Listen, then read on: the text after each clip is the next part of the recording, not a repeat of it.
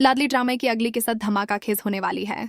शादी के अगले ही दिन नाजो ने रूहान से तलाक मांग ली और ये ट्विस्ट कहानी को नई डायरेक्शन दे रहा है। शादी के वक्त उमर ने नाजो की पसंद की गाड़ी और इसहाक साहब ने घर दिया रूहान को। ये बात रूहान को हजम नहीं होती। ऊपर से नाजो कहती है कि मैं रुखसत होकर अपने घर ही जाऊंगी।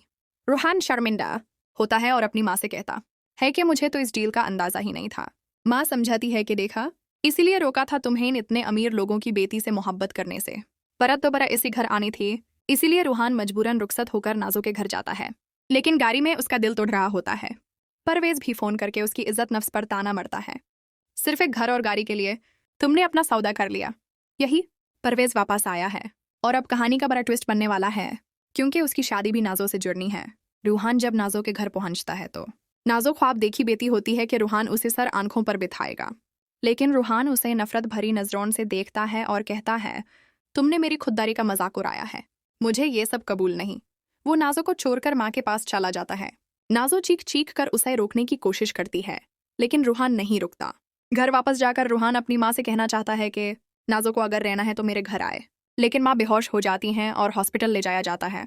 माँ गुस्सा कर कहती हैं, तुम्हें नाजो को अकेला छोड़कर नहीं आना चाहिए था, चलो मेरे साथ, वो अकेली परेशान होगी।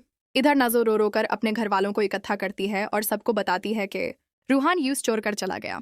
उमर गुस्से से कहता है, तुम्हारी हिम्मत कैसे हुई रूहान, मेरी बहन को आंसू दिए। इसहाक साहब मामला संभलने की कोशिश करते हैं, लेकिन नाजो किसी की नहीं सुनती। वो चिल्लाती है, मुझे इसी वक्त तलाक चाहिए। रूहान हैरान रह जाता है और इसहाक साहब दिल पकड़ कर बैठ जाते हैं। कहानी अब और गहरी हो रही है। नाजो अब रूहान से बदला लेना चाहती है उसकी बहन अबिश के जरिए।